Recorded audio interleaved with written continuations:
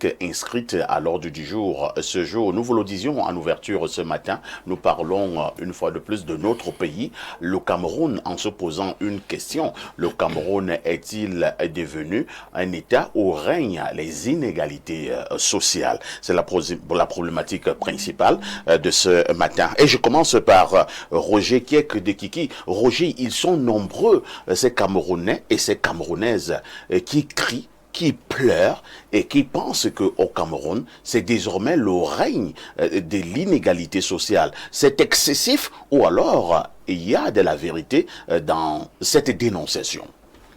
Une petite minorité a accaparé le fruit de l'effort national. Et quelquefois, on peut avoir l'impression que certains ont été créés par Dieu pour venir accompagner les autres. C'est-à-dire que vous regardez en spectateur comment les gens vivent. Vous rentrez dans un domicile, vous voyez le parc automobile, des voitures bâchées, une cinquantaine. Et vous n'êtes même pas sûr de ce que vous allez manger demain. Certains trient ce qu'ils vont manger. Vous posez la question de savoir, est-ce que je vais pouvoir manger demain? Parce qu'à Yaoundé, il y a des familles où on mange une fois tous les 2 jours. J'ai même connu une famille où, sur 5 enfants, si 3 ont mangé aujourd'hui, les 2 autres mangent demain. Roger, tu es sérieux là? Non, je suis en train de vous dire, il y a des familles où on n'est même pas sûr d'avoir un repas, seul par jour. On mange à tout de rôle par jour. Oui, à tout de rôle. Maintenant, je vous donne les chiffres officiels. Le Cameroun est marqué par des inégalités sociales importantes. Selon les données récentes, seuls 180 000 Camerounais, soit environ 0,6% de la population, concentrent la richesse nationale. 0,6% de la population ont la richesse nationale. Des stations d'essence, des machins, ils ont tout. Les autres n'ont rien. Et vous avez donc 17 millions de Camerounais qui vivent dans la pauvreté, dont 6,9 millions en situation d'extrême pauvreté, c'est-à-dire 6,9 millions de Camerounais n'ont pas 1500 francs par mois. Par mois. Quand je vais dans mon village, je fais souvent la monnaie en 500, les billets de 500. Chaque fois que je remets un billet de 500 francs ou un savon à une maman, elle me salue à 2 mains, elle veut même s'agenouiller pour me dire merci.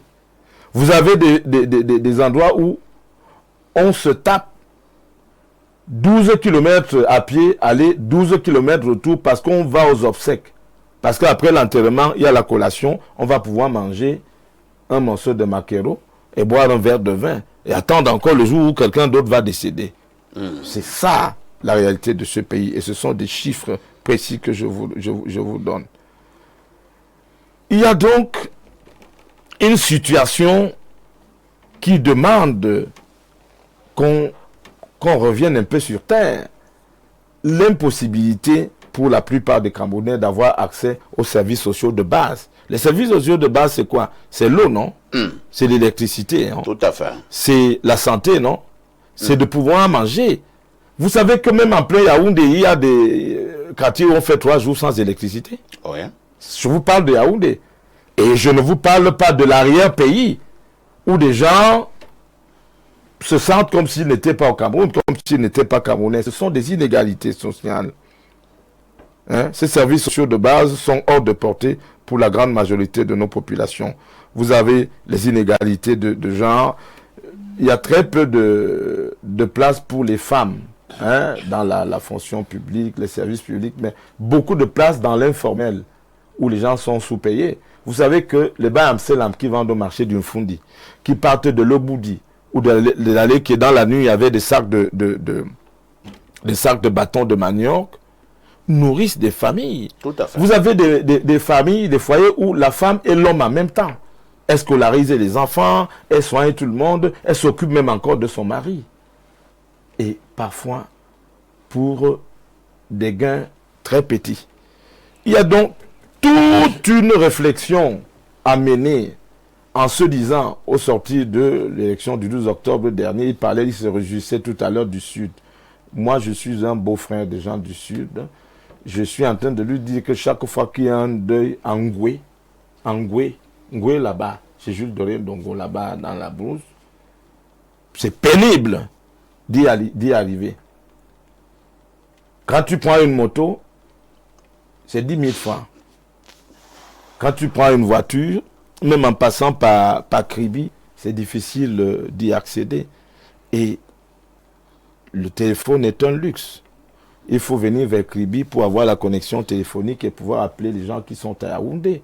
Toutes ces élites dont tu vantes les prouesses et les mérites doivent travailler à faire en sorte que ces populations en zone rurale qui mangent bien uniquement les jours de fête puissent se sentir aussi à l'aise au Cameroun. Quand on prenait des thym pour le port en eau profonde de Kribi, l'élite qui avait été informée de ceux qui auraient un projet là-bas partait tromper les villageois. On leur donnait des centaines d'hectares, des cartons de kitoko et des sacs de sel pour prendre des hectares pour lesquels l'élite en question qu'il vantait tout à l'heure s'est fait indemniser en tant que propriétaire terrien. À hauteur de milliards. À hauteur de milliards, pendant que mes beaux-frères du sud profond n'avaient que des sacs de kitoko, des cartons de kitoko et leurs yeux pour pleurer. Ça, ce sont des inégalités sociales qu'il faut absolument juguler. Il faut produire le bien-être au village. Si nous développons le village, la ville sera développée et nous serons tous fiers d'être Camerounais. Pas que certains paradent à la télévision, arborent des costumes chics et narguent le peuple qu'on utilise comme du bétail électoral. Je viens de vous faire là un cliché strict de la réalité dans le sud profond dont vous vantiez les mérites de quelques élites tout à l'heure. Si vous n'êtes pas d'accord avec moi, vous me prouvez le contraire. Parfait. Ongene, la balle est dans ton camp, selon Roger Kekdikiki. Il te fait cette passe d'un autre genre. Alors, première question quand même, parfait. Avez-vous l'impression que cette affaire d'inégalité sociale, au fur et à mesure, au fil des années, le fossé s'est véritablement creusé? Je commencerai par dire que la question ou alors la problématique des inégalités sociales au Cameroun ne relève pas d'un projet civilisationnel, d'un programme politique. Ce n'est non plus en réalité une approche doctrinale du renouveau, c'est-à-dire du régime en place.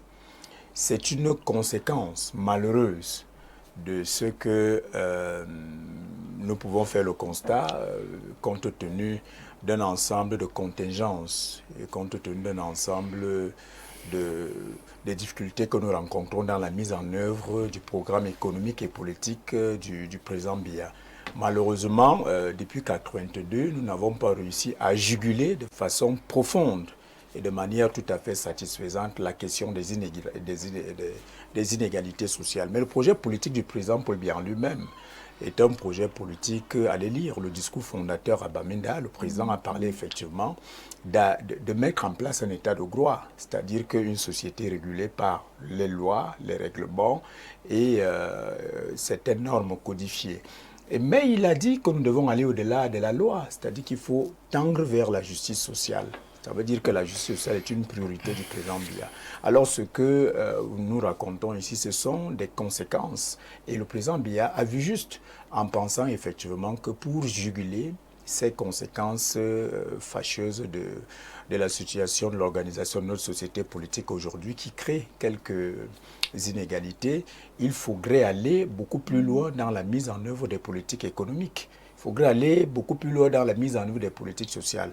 Il a pensé qu'il y a une couche sociale qui est défavorisée, c'est la jeunesse et ce sont les femmes. La première des choses dans le positionnement sociopolitique, c'est de valoriser pour ce septennat les jeunes. Donc le président de la République a répondu à notre préoccupation de ce matin. Mais bien sûr, c'est-à-dire les jeunes et les femmes. Dans le discours. Non, pas au-delà du discours, nous sommes dans la praxis. C'est-à-dire que le président Biya est très rapidement sorti des discours il y a très longtemps. Là, vous le savez, il est rentré dans la praxis. Et dans cette praxis, il y a une réalité implacable, congruente, qui fait en sorte que nous pensons aujourd'hui que ces questions d'inégalité que relève tout à l'heure ne sont pas des inégalités systémiques, ne sont pas des inégalités idéologiques. Nous allons être simples. Parfait, puisqu'on parlait de la pratique, nous allons être simples. Oui.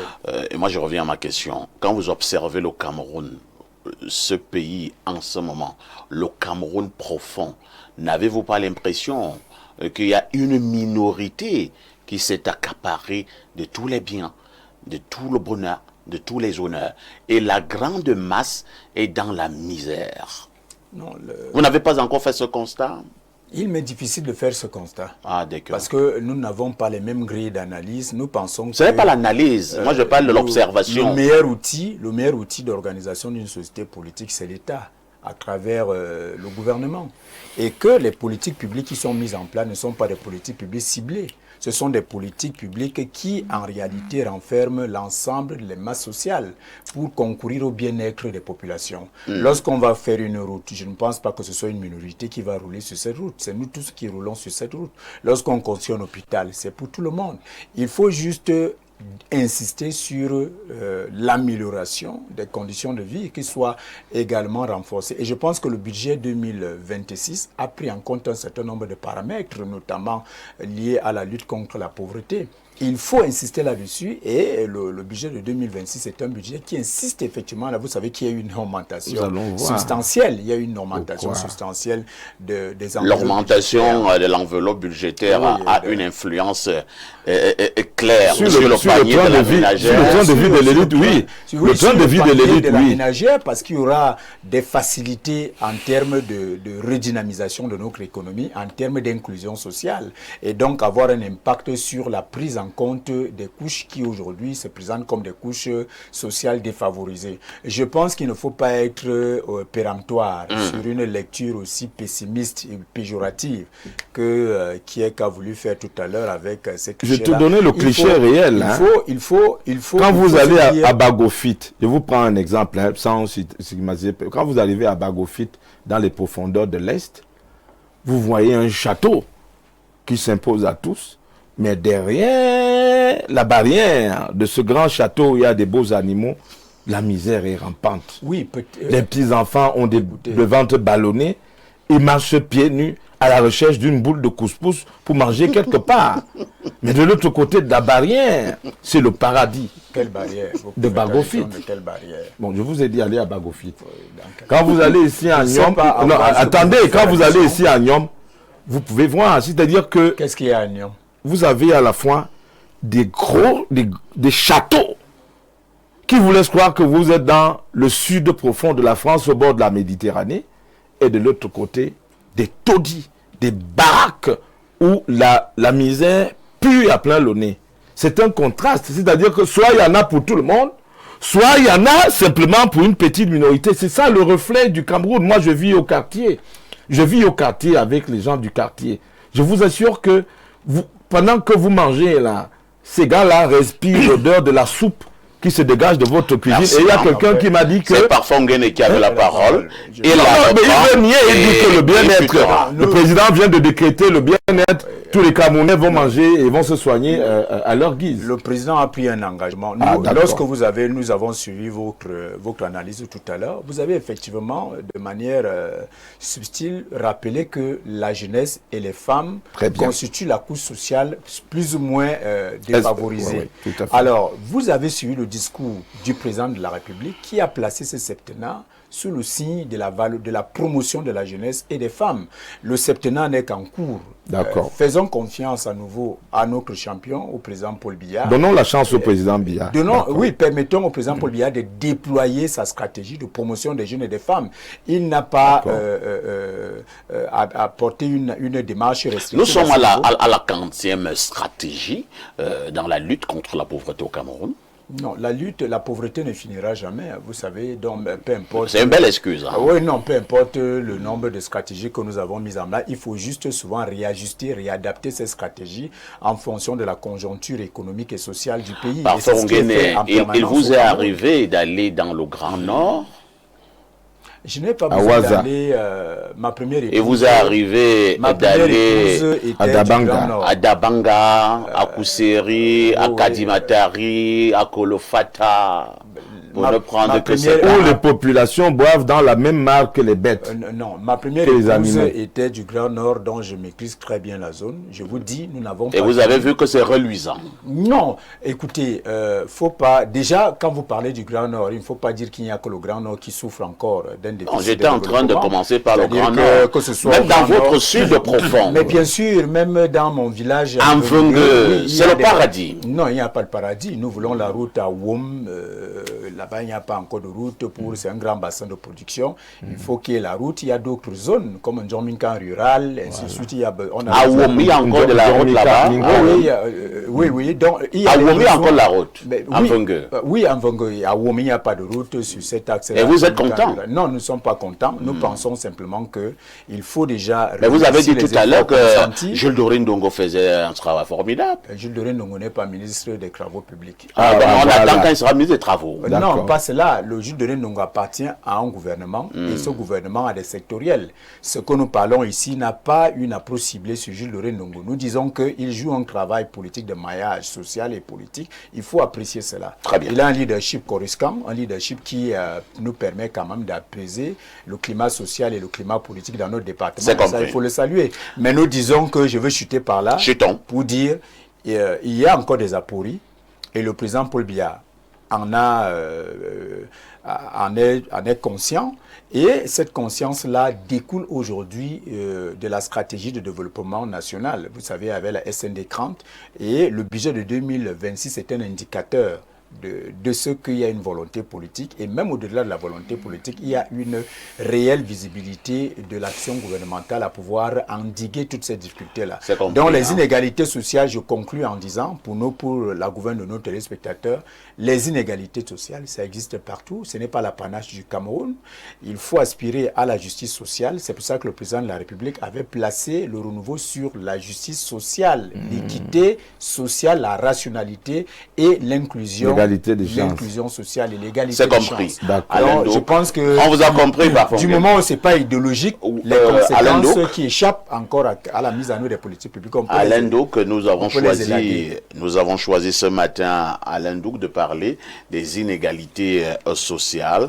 Ils sont nombreux qui pensent que le Cameroun est devenu le reflet des inégalités sociales pratiquement à tous les niveaux de la société. C'est un avis que ne partage pas Parfait Onguéné. Il pense d'ailleurs que le président de la République, pour cet autre septennat, a pris le taureau par les cornes. Parfait, j'ai le plus petit temps de parole sur ce plateau. J'espère que là, je vais pouvoir rattraper. Oui. Écoutez, quand on regarde d'abord la structuration de notre budget, où un tiers pour le prochain exercice est consacré à l'investissement.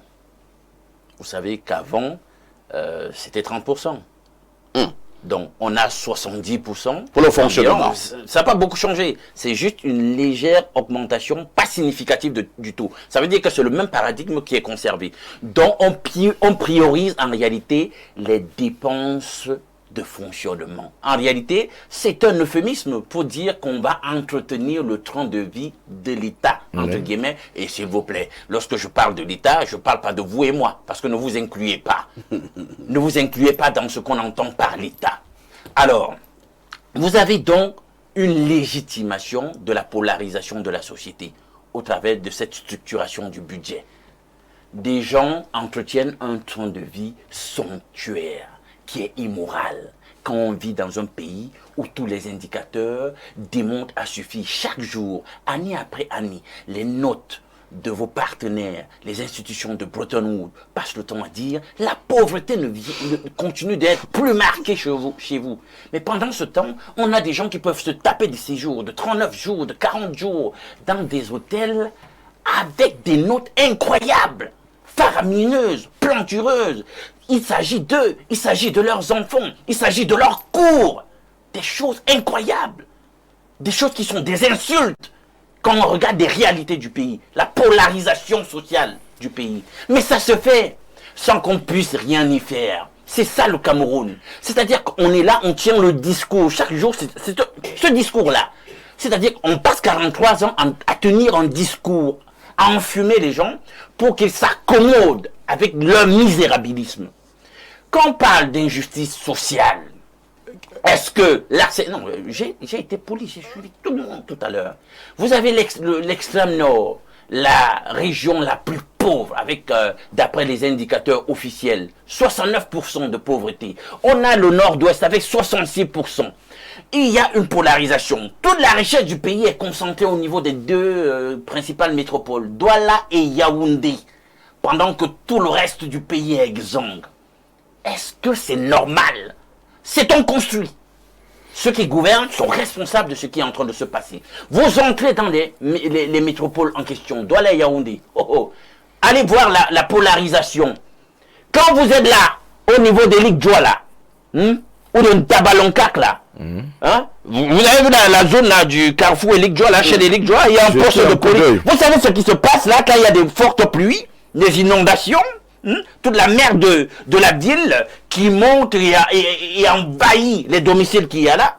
Ben, regardez dans le paradoxe, avec d'autres quartiers, avec Bastos. C'est-à-dire que vous allez aller voir le train de vie dans certains quartiers cossus de la capitale, UP de la capitale, et vous faites le rapprochement avec le misérabilisme qu'on a en Konkana, etc. Et vous dites, on est dans quel genre de république, les amis? Ce n'est pas possible. Ce n'est pas possible. On ne peut pas continuer comme ça. Or, les gens assument que nous continuons à fonctionner ainsi et ne changent pas de cap. Les inégalités sociales, est-ce que ceux-là, donc, de ces petits quartiers, ils peuvent faire entrer leur enfant à l'ENAM? Impossible. Ils peuvent facilement faire entrer leur enfant à l'IRIC. Ils peuvent leur garantir d'avoir... ils peuvent garantir qu'ils pourront avoir un officier de police ou un commissaire de police.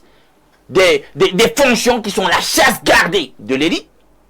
Cette élite qui passe le temps à siphonner, à pensionner vers le haut la totalité des ressources du pays. Et justement, on ne peut pas parler de ces inégalités sans invoquer ici la malgouvernance et la question de la corruption. Parce que la polarisation devient de plus en plus marquée en rapport avec la corruption et la prévarication. On ne gouverne absolument pas au regard du tableau pour l'intérêt général. C'est-à-dire qu'on a pris cette fibre humaine qui caractérise le plus clair des gouvernements avec un volet social, on l'a botté en touche pour créer une oligarchie étatique. Parce que ici, vous allez même voir les plus à l'aise, parfois ce ne sont même pas des hommes d'affaires. Comment expliquer, vous, que nous n'allons pas arriver à cette polarisation? Quand vous regardez, par exemple, parfait, on vous dit, les gens passent le temps à endetter le pays. Parce que, il faut le dire, sur le budget en question, il y a le tiers qui est constitué d'un endettement. Il y a un endettement d'ailleurs extérieur, avec tous les risques que ça comporte. Je vais citer ici la Bible quand même qui dit quelque part dans Proverbe 22 que celui qui emprunte est esclave de celui qui prête. Donc on est en train d'esclavagiser, on est dans un processus d'esclavagisation du pays. On structure un budget totalement ancré sur l'endettement, et pendant qu'on s'endette comme ça à l'endroit, chez des entités extérieures, ici, on refuse de prioriser en réalité l'endettement intérieur, parce qu'on vous dit vous passez après. C'est-à-dire que les prestataires camerounais qui ont offert des services à l'État, vous dit vous, on doit d'abord prioriser les partenaires extérieurs chez qui on a pris l'argent, vous fiez après. Et comment vous pensez qu'on peut résoudre systémiquement la question de la pauvreté, du bien-être des Camerounais, quand les Camerounais, on leur démontre qu'ils viennent après? C'est incroyable quand même. Donc on comprend que cette polarisation sociale relève d'une ingénierie voulue. Elle est construite. Très bien. Et c'est en cela que c'est unique. Parfait. Alain, il faut quand même avoir un raisonnement manichéen. C'est-à-dire qu'il faut nuancer à un moment donné. Le manichéisme vient du fait même qu'il y a la polarisation, il y a du noir, il y a du blanc. C'est ça le manichéisme. Je voudrais dire sous la gouverne de Kiek, l'autorité de Kiek, en économie, la dépense de consommation participe à la dynamisation de l'activité économique.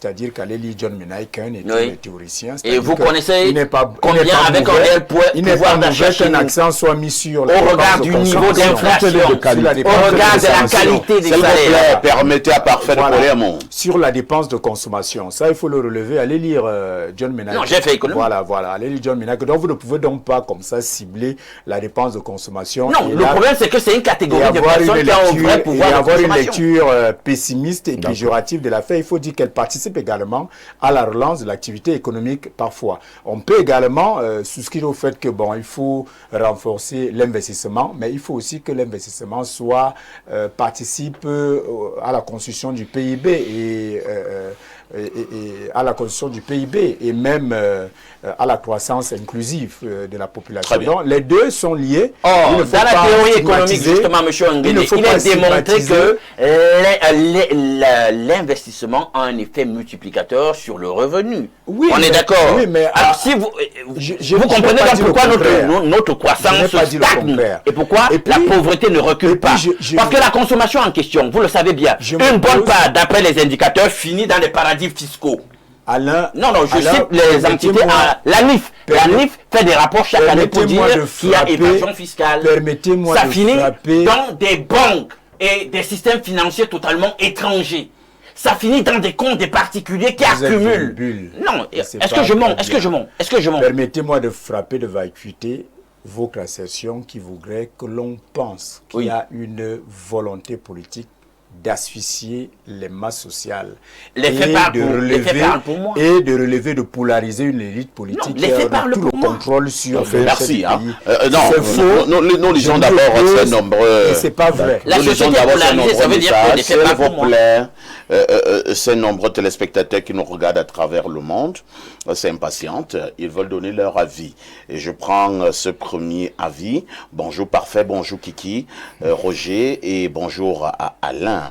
Une inégalité sociale est une situation dans laquelle un régime, un groupe d'individus, social ou ethnique, un clan ont des droits, des avantages, des privilèges, des largesses, des opportunités, plus que les autres Camerounais et qui en méritent autant.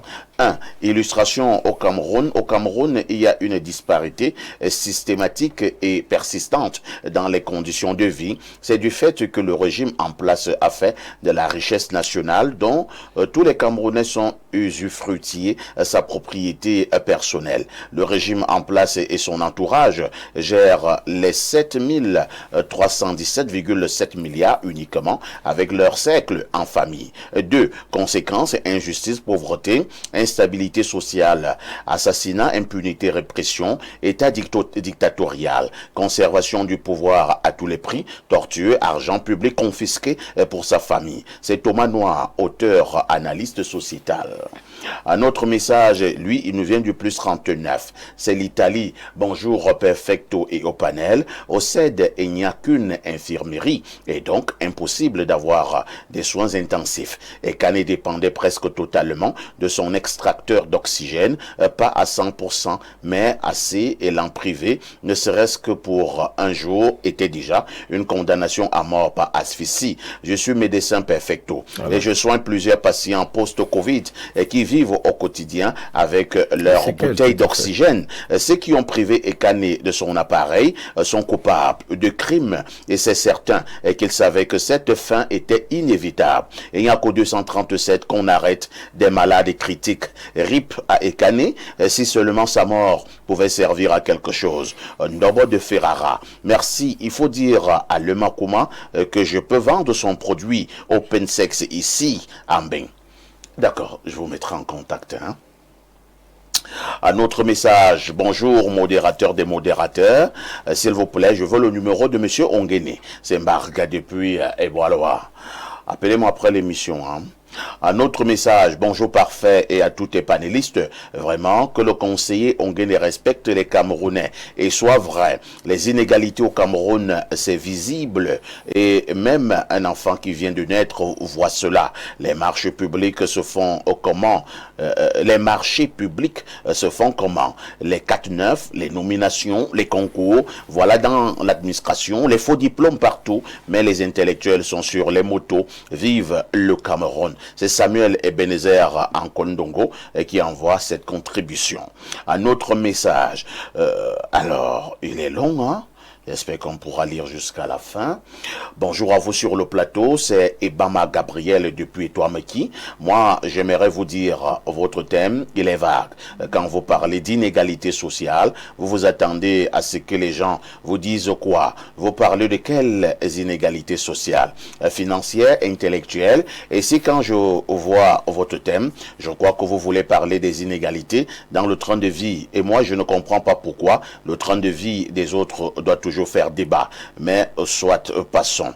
Ton thème, ce qui doit être discuté sur ce sont les causes des inégalités, parce que les inégalités sociales font partie de l'essence fondamentale même de la vie dans une société. Il y aura toujours les pauvres, les riches, le bien, le mal, le plus, le moins. Maintenant, il faudrait donc se poser la question, d'où viennent donc ces inégalités? Est-ce que c'est mère nature, genre c'est un truc naturel, c'est Dieu, ou c'est les acteurs de la société qui sont responsables?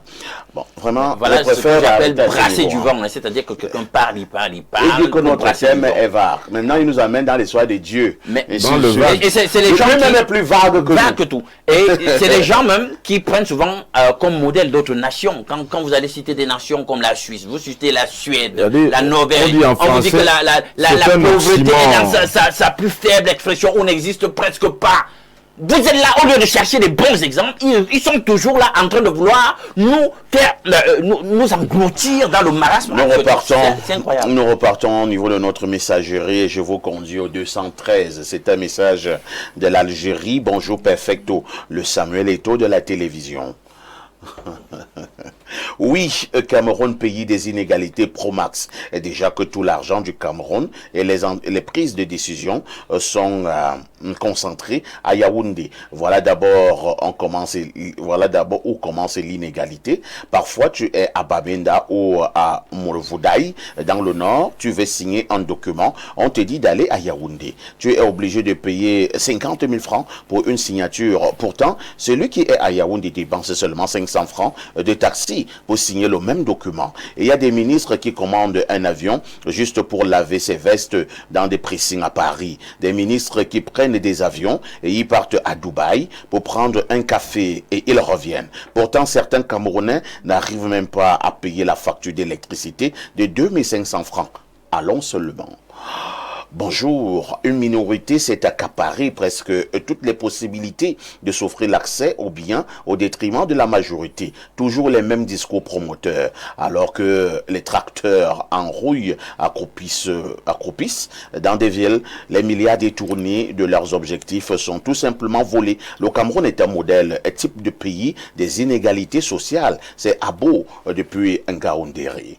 Bonjour Monsieur Parfait ici et à ton panel. Je me rappelle une fois sur votre plateau, un membre du RDPC avait dit d'ici le 31 mars, les coupures d'électricité vont s'arrêter. Mais au journal télévisé à la CRTV, le ministre de cette tutelle avait dit d'ici le 31 mars, les coupures vont diminuer. Donc ces gens concernant la dénonciation, nous avons un taux de croissance économique insuffisant autour de 4%, rend difficile la sortie de la pauvreté pour une partie de la population. Ensuite, l'application d'un système de justice pour tous. Plus de 10 millions de populations au Cameroun vivent au seuil de la pauvreté avec une stagnation de la réduction de la pauvreté depuis 20 ans. Bonne émission à vous.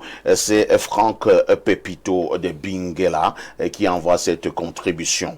Un message du 241, c'est le Gabon. Bonjour El Perfecto. Vraiment, je voudrais poser la question au conseiller. S'il est un vrai Camerounais, c'est inadmissible qu'il vienne raconter ces choses-là sur un plateau aussi respecté que le vôtre, qu'il respecte le peuple camerounais. C'est Pablo depuis Libreville qui envoie cette contribution. Bonjour le sac de modérateurs, très belle thématique, juste pour vous dire que Parfait Onguéné est un nom pas d'insulte. Hein. Je lis la suite. Il récite juste les belles paroles des politiques. Lui-même est un pauvre et souffre de cette inégalité sociale. Bon, qu'il demande l'audience à la présidence. On va voir si l'aura. C'était une parenthèse. Moi, j'ai vécu à l'extrême nord. C'est grave là-bas avec la pauvreté. Ils mangent le couscous chaque jour. C'est Fabrice Adian, depuis Douala, qui envoie cette contribution. Roger Kierdekiki, vous voulez prendre la parole, oui, alors, et puis on vous la donne. Oui, mon frère Ongué a parlé de la dépense. Vous savez, la dépense, elle doit être de qualité. Hein. Chez nous, au Cameroun, on s'endette pour acheter des champagnes, des cravates, des costumes, des belles voitures. Voilà une dépense de mauvaise qualité. On peut s'endetter pour soutenir et encourager l'entrepreneuriat. Tout à fait. Ça, c'est différent. L'entrepreneuriat des jeunes, des femmes, s'ils le font, ce sera bien. Vous savez, moi, je suis proche des UPCistes. Hein. Les nationalistes UPCistes, les pères de la lutte pour libérer le Cameroun, avaient prévu que après l'indépendance, il fallait chercher à améliorer le standard de vie, la qualité de vie des populations. Le RDPC parle souvent de lutter contre la pauvreté. Hein. Vous savez, on ne lutte pas contre la pauvreté, on peut la réduire. On peut la réduire par des actes et des actions tout à fait précises. Le président de la République, dans un congrès du RDPC, avait établi que le col blanc a fait son nid au sein du RDPC. Les voleurs à col blanc vont rendre gorge. Il a dit qu'ils vont rendre gorge. Et ces gars-là avaient applaudi. Quelques-uns ont été arrêtés plus tard. Un ministre en prison avait près de 400 costumes. Enfin, on en avait trouvé chez lui. Ah bon? Et il estimait qu'aucun pressing camerounais ne pouvait laver ses costumes. Donc, ses costumes allaient à Paris en avion. Il connaît ces ministres. Vous dites que ce ministre est en prison? Il est du Sud d'ailleurs. On allait à Paris laver ses costumes. On les transportait dans l'avion et on les ramenait dans l'avion. Vous êtes sérieux là, Roger? Et c'était des costumes de marque. Ce monsieur-là commandait ses pommes de France en France. Il estimait que les pommes qu'on vend ici, à Fombat, ou cultivées ici, ne sont pas comestibles pour lui. Et il prenait un cortège, parfois de 3 voitures, parce qu'il aimait les cortèges. Hein. Quand il passait ici, là, il le connaît. Même quand il allait dans les Sud, c'était des cortèges avec du carburant et tout. Il prenait un cortège pour aller chercher ses pommes de France à l'aéroport. Et quand on les descendait, ces gars du corps lui passaient une pomme, il la croquait, il la mordait pour dire elle est bonne. En économie, il y a aussi ce qu'on appelle les préférences alimentaires. Ouais. C'est-à-dire que les préférences alimentaires avec le train de vie de l'État. Oui, avec le train.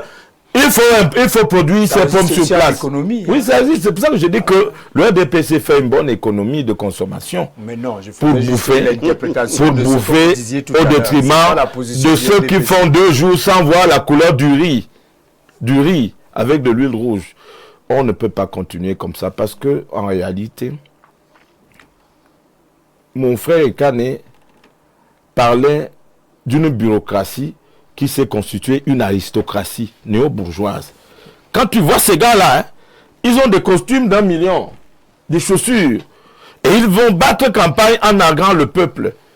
Une élite qui vit et qui pense comme ça est inappropriée pour donner de la nourriture aux populations camerounaises. Votre costume ne coûte pas 500 Ah oui, ici, hein. Je n'ai pas volé dans les caisses de l'État. Parfois, parfait, c'est... Qu'est-ce qui vous dit qu'il vole dans les caisses de l'État pour ouais, écoute, costumes? Nous voyons, non? Mais les rapports de la... Nous voyons les... Et puis, regardez, des gens nous avons tout un gouvernement à Kondengui, hein? Premier ministre, secrétaire général de la présidence, ministre, tous ces gens-là sont à Kondengui. Pour vous dire que le modèle n'est pas bon. C'est un modèle qui favorise la corruption. Commencer à soupçonner parfait parce qu'il a un beau costume. Ne me distrais pas. Ne me distrais pas. Parfait travaille ici, il n'a pas accès aux ressources d'ici. Parfait, a toujours travaillé. Je vous en prie, je voulais continuer pour dire que... Parfait n'a jamais rien géré. Le président de la République vient de supprimer les 4-9. On vient de supprimer dans le budget de l'État. Parce qu'il n'y aura plus les 4-9. Qu'est-ce que vous entendez par 4-9? Les petits marchés de 4,9 millions qu'on donnait aux copines, aux copains, aux frères et aux sœurs, qui grugeaient complètement les ressources publiques. Et le président Paul Biya dit que l'argent qui est détourné pouvait construire des routes, des hôpitaux, etc. Vous allez chuter. Je vais proposer, puisque on est en train d'aller vers la fin, il ne faut pas qu'on parle pour rien, sans proposer. Hein. Au-delà des beaux discours de Ongene. Ongene connaît les discours, hein. Parce que dans le RDPC, ce sont des tchatcheurs, des grands orateurs. Mon frère Ongene, je propose qu'on promeuve l'égalité de sexe. Quelqu'un a parlé tout à l'heure de l'égalité de sexe pour améliorer l'accès des femmes à l'éducation et à la formation professionnelle. Ongene, je propose de développer les services publics, renforcer les infrastructures et les services de base pour améliorer la qualité de vie des populations. Une bonne route. Vous défoncez une porte ouverte là. Laisse-moi défoncer la porte, parce qu'il n'y a pas encore ça. Ongene, je propose de soutenir l'entrepreneuriat, d'encourager l'entrepreneuriat des jeunes et des femmes pour créer des opportunités économiques. On ne soutient pas les jeunes en leur donnant des 4-9. Vous comprenez? Mais si vous soutenez les jeunes pour créer des petites industries, hein, pour devenir entrepreneurs. Le président vient de financer des jeunes entrepreneurs qui avaient des projets, dont des projets qui ont été retenus. C'est une très bonne chose. Je crois que après, ils disent, l'opposition, elle dit que vous avez combien? 42, 43 ans aux affaires. Je crois qu'après avoir mangé pendant 43 ans, on est repu, non? Ça veut dire qu'on n'est plus faim, on est rassasié. Maintenant qu'on est rassasié, pensez à faire en sorte que les populations puissent avoir de l'eau, de l'électricité, avoir le droit à la santé, à l'école, et puissent avoir la possibilité de manger. Autrefois, on mangeait dans ce pays. Qu'on puisse recommencer à manger, que le monde rural soit développé, et on aura moins de problèmes. Parfait. Ongene, dans un pays où perdurent les inégalités sociales, est-ce qu'il n'y a pas un risque d'implosion? Je ne vais pas dire où perdurent les inégalités sociales. Permettez-moi de proposer une autre sémantique. C'est-à-dire qu'on ne va pas dire perdurer, on va dire où résistent les inégalités sociales. Résister... vous pensez que vous avez dit quelque chose de mieux? Pas de mieux. Ah, d'accord.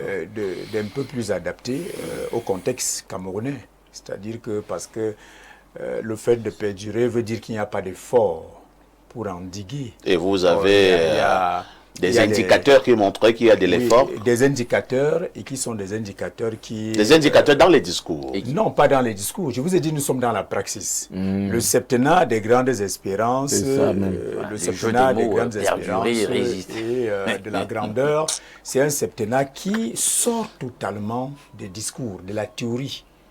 Mais pour la pratique et dans la praxis, il faut reconnaître qu'il y aura des efforts. Et le premier indicateur, c'est le budget de 2026. Je vous l'ai dit tout à l'heure, est un budget qui démontre une politique ambitieuse d'amélioration des conditions. Vous parlez du budget de 2026. Oui. Votre oncle, vous et moi, ou votre tante qui est en Vengue, qu'est-ce qu'il comprend de votre affaire du budget 2026? Il comprendra lorsqu'il n'a pas de l'électricité, il n'a pas du pétrole, il n'a pas à manger. Il y aura une déclinaison à travers la collectivité territoriale décentralisée à laquelle il ou elle appartient. C'est-à-dire que... On en parle depuis combien d'années? Non, mais il y aura... vous êtes toujours dans il y aura. La nouvelle loi sur la fiscalité locale a créé effectivement de nouvelles opportunités en termes le temps de conjugaison apparemment que vous aimez, vous du régime, hein, c'est le futur. On va. Le futur, c'est... Le futur, c'est l'avenir. On fera. Le futur, c'est l'avenir. Puisque le présent, nous le vivons. Qu'avez-vous fait? Il faut s'inscrire dans le futur. Où sont les grandes ambitions? Le futur immédiat. Les grandes ambitions étaient une déclinaison d'une politique globale. C'est-à-dire que c'était une séquence de cette politique et nous sommes passés à une autre séquence. Où sont les réalisations? Mais les réalisations sont là. Où? Lorsque nous parlons de l'électricité, vous avez très bien vu le programme de 2026 qui est très ambitieux. C'est-à-dire qu'après Nachigal, il y aura Kitot qui viendra renforcer notre parc national de production. Et nous sommes toujours dans il y aura. Mais bien il sûr, y aura. non, mais est-ce que la nationalisation des néos... le banquier international dit que... la néo qui est un cadavre, hein? Non, c'est pas un cadavre. Nous avons les chiffres. C'est une expression réelle de notre appropriation. Et néo-société en faïte. Destin Ici, pour une indépendance. indépendance courageux. énergétique qui Attends. participe de On notre ne- souveraineté. Donc on ne peut pas le dire ainsi. Il y aura... Et il y aura. Mais bien sûr, Il y aura une un jour. amélioration considérable de l'activité des néos. Encore que nous avons aujourd'hui... vous Depuis que voyez. vous parlez là en 2 minutes, j'ai dénombré les il y aura 9 fois. Mais lorsque nous Le sommes Messie dans une reviendra bientôt. programmation, nous sommes dans une planification, une programmation, et nous sommes dans des projets, c'est effectivement que nous nous inscrivons progressivement dans la consommation de nos perspectives, dans la consommation de nos perspectives. Et ces perspectives appartiennent au futur, mais nous les commençons à partir du présent, l'instant présent. Et je vous ai dit l'instant présent, d'abord c'est la renationalisation des néos, l'instant présent c'est la mise sur pied... Pourquoi vous effectivement, avez d'abord verticale. vendu Néo? Puisque tu veux Ah, tellement en France, parler. La conjoncture, le contexte, vous savez, en économie, le cycle de l'économie est un cycle qui vacille. Il n'est pas un cycle linéaire. Et vous avez fait le bilan Il y a de des l'entreprise. Avez-vous il y fait- a des alors- entreprises de souveraineté. Allez-nous- monsieur. Avez-vous fait le Même en bilan de la situation vente des difficile, Néo? on ne doit pas les brader. Oui, je pense qu'il y a eu un bilan comptable. Et le bilan est bon? Financier. Nous avez- n'avons pas besoin qu'il soit bon ou mauvais. Nous Ah avons bon? besoin désormais de nous inscrire dans le futur. Donc vous vous en dans fichez du l'amélioration. bilan, Mais non, qu'il soit bon ou on ne mauvais, peut pas réorganiser. vous évoluez. On ne peut pas réorganiser une société sans avoir le bilan, sans faire le bilan. Ça fait partie des outils. Mais vous de venez de dire management. tout à l'heure Mais qu'il soit bon ce ou qui mauvais, est- c'est pas votre affaire. Non, non, non. Ce qui est important aujourd'hui, c'est d'avancer. Et nous pensons que pour avancer, il fallait d'abord nationaliser Néo et ensuite maintenant restructurer Néo en interne et puis avancer. C'est ce que le Donc vous ministre- avouez que vous financière, avez échoué avec pour un le gros cahier. passif. Personne n'a Et se échoué félicite sur de le ça. cas des Néo. Nous avons juste le gouvernement. Est-ce que vous savez qu'on devait Néo également option. donner 78 milliards là vous allez reprendre des Néo? Vous êtes au courant? Bon, la séparation comptable induit toujours des Et incidences vous allez prendre un financières. cadavre et vous donner 78 milliards. Non, c'est pas un cadavre. C'est un cadavre. Vous ne pouvez Financier, pas dire, financier. vous ne pouvez pas dire Financier. que la souveraineté énergétique est un cadavre. Ah, aujourd'hui, Lorsque vous rappelez vous que allez c'est vous la approprier de souveraineté. votre souveraineté énergétique, vous ne pouvez pas dire que c'est un cadavre. Et cela n'a pas un coût. Cela Sans n'a blague. pas un coût. Donc, il faut comprendre que la restructuration des néo va forcément induire une incidence financière dans la séparation comptable. Je suis d'accord Ça, avec c'est- vous quand vous dites que la nationalisation n'a pas de coût. n'a pas de coût. Et vous La avez souveraineté raison. n'a pas de coût. Le seul- souverainisme le n'a seul pas de problème, coût. le seul hic est que quand AES, LTD, Sirocco venaient ici, Vous aimez l'histoire, hein. on les avait Ça, chassés. c'est le passé. On les avait chassés Ça, du c'est le Sénégal passé qui est pour sorti du incompétence. passé, sorti du passé. Mais ils sont venus ici. Qui est sorti Et qu'est-ce du qui s'est passé. passé? L'État leur a servi de caution pour les emprunts bancaires.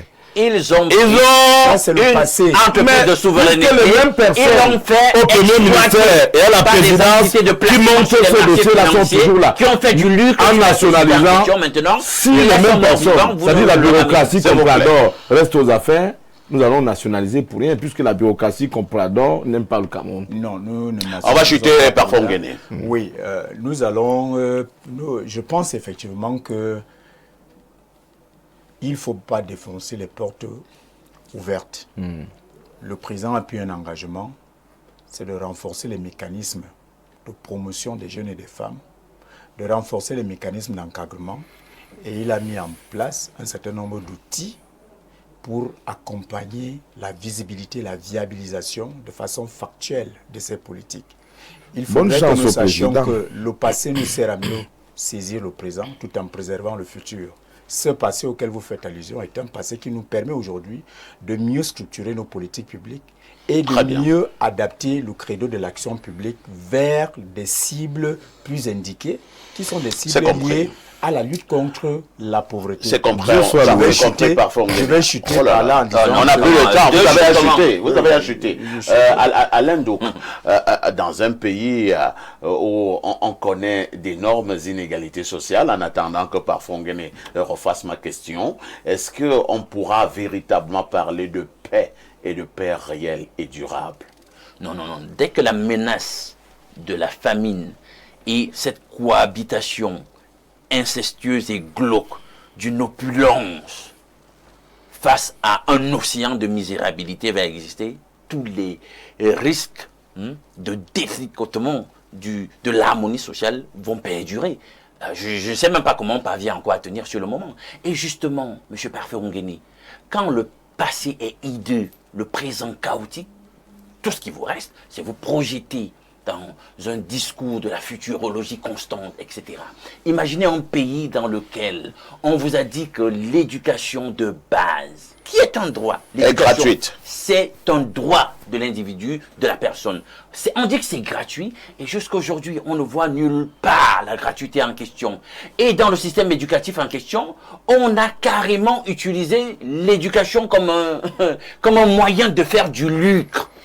Ou, justement, ceux qui ponctionnent la fortune publique peuvent se permettre d'envoyer leurs enfants à l'étranger, faire des études les plus onéreuses, ou alors dans des institutions les plus onéreuses ici sur place, que le plus clair des Camerounais ne peut pas se permettre. Et pendant ce temps, la gratuité qu'on promettait, on ne la voit nulle part, à tel point qu'on a l'impression que si on continue sur ce trend, même l'éducation deviendra élitiste bientôt.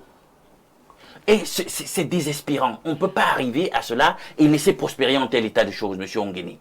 Alors, quand on manque de l'eau, des services de santé de base dans un pays, et les gens, eux, il suffit qu'ils aient seulement un petit bobo de santé, ils pensent qu'il leur faut une évacuation sanitaire. Et pendant ce temps, ils vous envoient sur les plateaux, venez nous dire comment les plateaux techniques sont d'un niveau vraiment enviable, on retrouve le même niveau ailleurs, etc. Mais quand eux, ils sont malades, ils n'osent pas se faire consulter par un médecin d'ici. Ils préfèrent aller ailleurs. Pourquoi? Parce qu'ici, ils n'arrivent pas à garantir ce qu'il faut.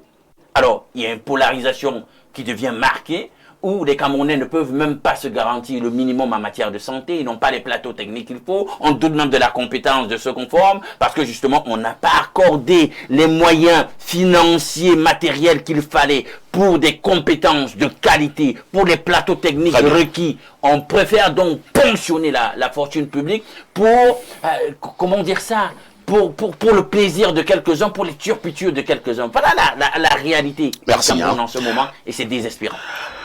C'est désespérant selon Alain Douk. Un autre message, bonjour parfait Haïti. Parfait Haïti et toi, le Jésus-Christ de la modération. Incroyable. Bonjour à Alain Douk et bonjour à ton panel. Le Cameroun est le seul pays au monde où le chef de l'État fait des dons au peuple. Donc, ne vous inquiétez pas. Les résultats des différentes enquêtes sortiront d'ici 2035. Les gars du RDPC sont tous bizarres. Je préfère utiliser ce terme. Pour la thématique du jour, que peut-on dire de plus qui n'a pas encore été dit? Seuls ceux qui ne connaissent pas le prix du pain peuvent ne pas croire aux inégalités. Mais la vérité et la réalité sont toutes autres. Notre pays va mal, très mal, en termes d'inégalité. Moi, je suis originaire du Sud, département de l'Océan. J'ai un sénateur qui est dans mon propre village, celui qui avait dit Ayop, Ayop, Ayop, que j'essaie de rencontrer depuis parce que j'ai besoin d'un petit emploi. Mais rien, vu que je ne suis pas le fils de personne. Vu que je ne suis le fils de personne. Que Dieu nous aide. C'est l'adorateur Ouan depuis Yaoundé qui envoie ce message. Un autre message ce matin. Le thème de ce jour est très très bien pensé. Mais Eneo est déjà là. Oh, dommage. Bonjour à Perfecto et son panel, trop de détournements, mais incapables de réhabiliter leur département ministériel. C'est honteux. Bonjour Parfait à ici, bonjour à Perfecto et son panel. Non, on a lu ce message, hein? On prend celui-ci. Bonjour Parfait à ici et à tes invités sur le plateau. Karl Marx disait, prolétaires du monde, unissez-vous. J'ai toujours pensé que l'un des principaux problèmes que nous avons dans notre société et ailleurs est le gap qui existe entre les plus riches et les plus pauvres. Loin des problèmes d'ethnicité et de tribalité, nous devons appeler les pauvres du Cameroun à s'unir. J'aurais aimé développer davantage, mais arrêtons-nous là. C'est Jorel à Yaoundé. J'aurais, puisque tu t'arrêtes là, moi-même je m'arrête aussi là. Hein. Merci à Parfait Onguéné qui était là ce matin, qui reste un fervent soutien de l'ordre au gouvernant. Merci à Roger Kiek de Kiki, qui pense qu'un autre Cameroun est possible. Merci à Alain Douk qui commence à s'essouffler quand il est face aux inégalités de ce pays. Mais n'oubliez jamais la rediffusion de ce programme. C'est à partir de 22h30 avec tout ceci. Que faites-vous encore ailleurs?